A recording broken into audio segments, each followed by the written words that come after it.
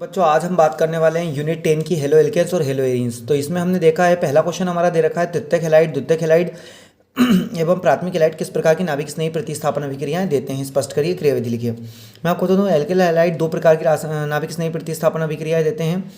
एक अणुक नाभिक स्नेही अभिक्रिया यानी कि SN1, द्विअणुक नाभिक स्नेही अभिक्रिया यानी कि SN2। SN1 जो अभिक्रिया है हमारी वो तृतीय कार्बनिक हैलाइड में उसकी अभिक्रियाशीलता तेजी से होती है, द्वितीय कार्बनिक हैलाइड में कम होती है और तृतीय प्राथमिक हैलाइड में सबसे कम होती है। SN2 की बात करूँ तो प्राथमिक हैलाइड में तीव्रता से होती है, द्वितीय हैलाइड में धीमी गति से और तृतीय हैलाइड में सबसे धीमी गति से होती है। SN1 की बात करूँ तो यह क्रियाविधि दो पदों में संपन्न होती है, प्रथम पद और द्वितीय पद। प्रथम पद, इस पद में क्या होता है, तृतीय कार्बनिक हैलाइड का धीमी गति से आयनन होता है जिससे कार्बोधनायन बनता है। तृतीय कार्बनिक हैलाइड का धीमी गति से आयनन होता है जिससे कार्बोधनायन बनता है। चूंकि यह पद धीमा होता है इसलिए इसे दर निर्धारक पद भी कहते हैं। तो बच्चों हम बात करें द्वितीय पद की, तो इस पद में कार्बोधनायन पर प्रबल नाभिक स्नेही विकर्मक, इस पद में कार्बोधनायन पर कोई प्रबल नाभिक स्नेही विकर्मक तीव्रता से आक्रमण कर देता है जिससे स्थायी यौगिक अल्कोहल का निर्माण होता है। अब हम बात करें SN2 की, तो यह क्रियाविधि सिर्फ एक पद में संपन्न होती है। इसमें कोई प्रबल नाभिक स्नेही विकर्मक विपरीत ओर से एल्किल हाइट पर क्या कर देता है, आक्रमण कर देता है। चूंकि यह पद धीमा होता है इसलिए इसे निर्धारक पद कहते हैं। इसमें संक्रमण अवस्था का निर्माण होता है और यह संक्रमण अवस्था तुरंत ही किस में बदल जाती है, स्थायी यौगिक अल्कोहल में बदल जाती है। ठीक है, ये देख सकते हैं आप, OH आके सार से जुड़ता है और X यहाँ से क्या हो जाता है, अलग हो जाता है। X क्या हो जाता है, यहाँ से अलग हो जाता है। अब हम बात करें किसकी, IUPAC नाम की बात करें तो निम्नलिखित कार्बनिक हेलोजन यौगिकों की संरचना बनाइए। ये दे रखा है 2-chloro-3-methyl पेंटेन। तो हम देखो 5 कार्बन है टोटल, पेंटेन है तो 5 कार्बन है, तो 1 2 3 4 5 टोटल हमारे कितने कार्बन हो गए, 5। अब इन्हें बोला 2 पे क्लोरो लगा दो तो हमने 1 2 पे क्या लगा दिया, क्लोरो। अब इन्हें बोला 3 पे मैथिल लगा दो तो 1 2 3 पे हमने क्या लगा दिया, मिथाइल लगा दिया। 3 पे क्या लगा दिया हमने, मिथाइल लगा दिया, मैथिल लगा दिया और ये 5 हो गए हमारे टोटल। तो 2 क्लोरो 3 मैथिल पेंटेन। पेरा ब्रोमो क्लोरो बेंजीन, तो भैया ये पेरा पोजीशन होती है, ये वाली हमारी पेरा पोजीशन है, ये आर्थो पोजीशन है और ये मेटा पोजीशन है। ये मेटा हो गई और ये आर्थो हो गई और ये हमारी क्या हो गई, दोनों पेरा पोजीशन। तो पेरा पे क्या लगा है हमारा, ब्रोमो। तो पेरा ब्रोमो क्लोरो बेंजीन, इनका कोई मतलब नहीं है, अभी यहाँ से हटा देते हैं अपन। पेरा ब्रोमो क्लोरो बेंजीन, तो पेरा ब्रोमो क्लोरो बेंजीन। अब हम बात करें नेक्स्ट की, तो 1 क्लोरो 4 एथिल साइक्लोहेक्सेन। सबसे पहले हम किसको बना लेते हैं, साइक्लोहेक्सेन को। तो बच्चों हमने यहाँ पे साइक्लोहेक्सेन बना लिया, ये साइक्लोहेक्सेन बन गया हमारा। अब 1 पे क्या लगा है, क्लोरो। तो ये देखो यही मतलब होता है, 1 पे क्या लगा है, क्लोरो। ये देखो 1 पे क्या लगा है, क्लोरो। और 1 पे क्लोरो लगा है। अब 1 के बाद 2 3 4 पे क्या लगा हमारा, एथिल। तो 1 क्लोरो 4 एथिल और ये हो गया हमारा cyclohexane. 1 chloro 4 ethyl cyclohexane. 2 bromo butane, butane की बात करें तो 4 बना देते हैं, 1 2 3 4 हो गए हमारे, 1 2 3 और 4 ब्यूटेन हो गया। 2 पे ब्रोमो लगा दो भैया, 2 पे हमने ब्रोमो लगा दिया। अब इनने बोला है ईन, अब यहाँ पे हमें देखना है ईन, 2 ईन, ब्यूट 2 ईन। ब्यूट मतलब होता है 4, 1 2 3 4 हो गया 4। अब ब्यूट का मतलब हो गया 4, तो 2 का मतलब ईन, 2 पे ईन लगा दो, तो 1 2 2 पे हमने डबल बॉन्ड लगा दिया, डबल बॉन्ड को ही हम क्या बोलते हैं, ईन। तो 1 2 डबल बॉन्ड लगा दिया, ईन हो गया। 1 2 3 4 हो गए और 2 पे हमने क्या लगा दिया, ईन।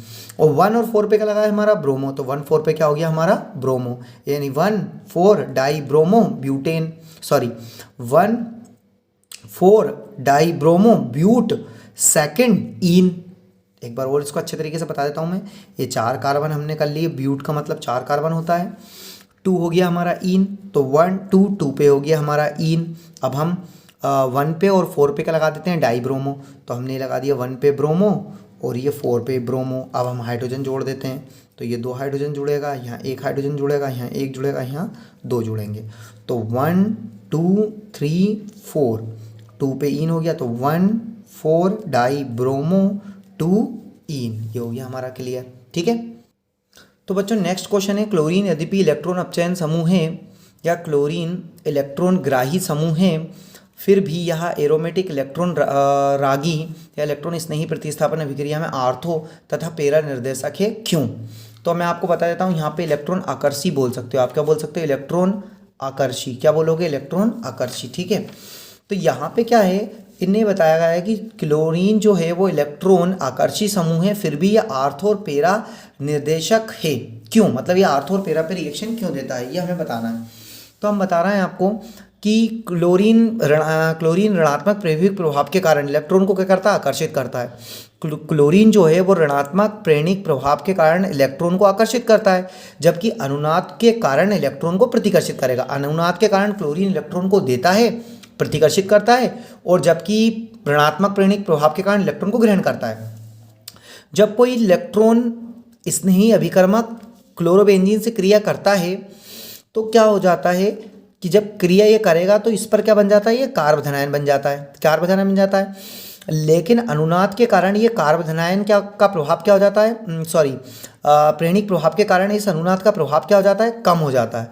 तो याद रखना, जबकि अनुनाद के द्वारा कार्बोधनायन का स्थायित्व क्या हो जाता है, बढ़ जाता है, जबकि प्रेरणिक प्रभाव के कारण इस अनुनाद का जो स्थायित्व वो क्या हो जाएगा, कम हो जाएगा। तो प्रेरणिक प्रभाव के कारण इसका स्थायित्व कम हो जाएगा और अनुनाद के कारण बढ़ जाएगा। तो ये वाले जो इलेक्ट्रॉन हैं वो कहाँ जाते हैं, नीचे।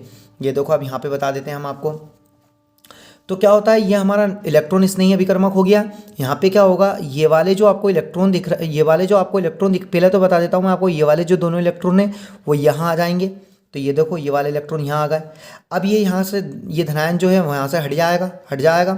तो यहाँ पर जब ये आता है तो यहाँ पे ये वाला जो यहाँ पर क्या आ जाता है, हमारा नेगेटिव चार्ज आ जाता है, और जिसके कारण नेगेटिव चार्ज, ये क्या हो गया, हमारा पॉजिटिव चार्ज।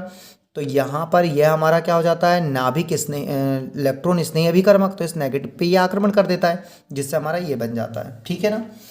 अब हम तीसरी बात करें तो फिर से हम देखें पेरा पोजीशन पर, तो ये वाला इलेक्ट्रॉन हमारा यहाँ आ जाएगा, फिर यहाँ वाला इलेक्ट्रॉन यहाँ जाएगा, और ये वाला इलेक्ट्रॉन क्या करेगा, ये वाला इलेक्ट्रॉन कहाँ जाएगा, हमारा बाहर आ जाएगा, ये इससे क्रिया करेगा, जिससे क्या बन जाएगा, हमारा पेरा स्थिति पर आक्रमण हो जाएगा। ठीक है। तो ये हो गया हमारा कौन सा क्वेश्चन, इलेक्ट्रॉन यद्यपि अपचयन समूह फिर भी यह इलेक्ट्रॉन रागी प्रतिस्थापन अभिक्रिया में आर्थो तथा पेरा निर्देशक है। आप बहुत अच्छे तरीके से इसको याद कर लेना क्वेश्चंस को। अब हम नेक्स्ट क्वेश्चन देख लेते हैं बच्चों। नेक्स्ट क्वेश्चन क्या होगा हमारा, एक अणुक नाभिक स्नेही प्रतिस्थापन अभिक्रिया और द्विअणुक नाभिक स्नेही प्रतिस्थापन अभिक्रिया को समझाओ। तो क्लोरोबेंजीन से निम्नलिखित अभिक्रियाओं के केवल रासायनिक समीकरण लिखिए। तो मैं आपको बता दूं, हेलोजनीकरण वही नाभिक स्नेही प्रतिस्थापन अभिक्रिया, आर्थो और पेरा पर ही अभिक्रिया देगा ये। तो ये देखो आप, क्लोरीन जब इससे क्रिया करता है FeCl3 की उपस्थिति में, तो पेरा डाइक्लोरोबेंजीन, और यहाँ पे क्या होना, आर्थो डाइक्लोरोबेंजीन। पेरा वाले जितने बनेंगे वो सब हमारे मेजर होंगे, आर्थो वाले जितने बनेंगे वो हमारे सब माइनर होंगे। ठीक है ना। अब हम अच्छा, आर्थो वाले हमारा माइनर क्यों होते हैं, क्योंकि याद रखना ये क्लोरीन और ये क्लोरीन क्या होगा, हमारे पास हो गए हैं। यहाँ पे इलेक्ट्रॉन घनत्व दोनों का क्या हो जाता है, बढ़ जाता है, या फिर हम कह सकते हैं यहाँ पे इंडक्टिव इफेक्ट के कारण यहाँ पे क्या होता है, ये माइनर प्रोडक्ट बनता है। क्या बनता है, इन दोनों में प्रतिकर्षण के कारण यहाँ पे क्या बनता है, माइनर प्रोडक्ट बनता है, और ये क्या बनता है, हमारा मेजर बनता है। नाइट्रीकरण की बात करें हम तो देखते हैं, नाइट्रीकरण में ये OH नाइट्रीकरण लेंगे हम, इसमें नाइट्रिक एसिड लेंगे। तो यहाँ पर भी सेम कंडीशन होगी, आर्थो पोजीशन से निकलेगा और क्या निकलेगा, पेरा पोजीशन से OH। ठीक है, क्या हो जाएगा हमारा H2O, और यहाँ पे क्या हो गया हमारा HCl। ठीक है ना। यहाँ पे भी क्या बनेगा, ये हमारा मेजर बनेगा NO2, और ये क्या बनेगा हमारा आर्थो पे आर्थो नाइट्रो में क्या बनेगा, माइनर बनेगा। ठीक है। सल्फोनेशन की बात करें तो सल्फ्यूरिक एसिड में भी सेम यही होगा हमारा, यहाँ से H और यहाँ से H, O और H, यानी क्या बना हमारा H2O, क्या निकलेगा H2O, और HSO3 यहाँ जुड़ेगा, HSO3 आर्थो पे जुड़ेगा, HSO3 पेरा पे जुड़ेगा, ये हमारा क्या बन गया, मेजर, और ये क्या बन गया हमारा माइनर। फ्रीडल क्रॉफ्ट अभिक्रिया की बात करें तो फ्रीडल क्रॉफ्ट अभिक्रिया में भी सेम यही होगा हमारा, यहाँ से H निकलेगा, यहाँ से H निकलेगा, H के साथ क्या जाएगा, Cl जाएगा। ठीक है। आर्थो पोजीशन पे जुड़ जाएगा CH3, पेरा पोजीशन पे CH3 जुड़ जाएगा। बना क्या है हम वो बता देते हैं आपको। यहाँ पे बना है हमारा आर्थो पेरा डाइक्लोरोबेंजीन, आर्थो डाइक्लोरोबेंजीन का मिक्सचर बना। अब हम नाइट्रीकरण में देखें तो यहाँ पे बना हमारा आर्थो क्लोरो नाइट्रोबेंजीन और पेरा क्लोरो नाइट्रोबेंजीन का मिक्सचर। ठीक है। सल्फोनेशन की बात करें तो यहाँ बना हमारा पेरा क्लोरो सल्फोनिक एसिड और आर्थो क्लोरो सल्फोनिक अम्ल। ठीक है। फ्रीडल क्रॉफ्ट की बात करें तो यहाँ पे हमारा क्या बन गया, पेरा क्लोरोटालुइन, और यहाँ पे क्या बन गया हमारा आर्थो क्लोरोटालुइन। ठीक है।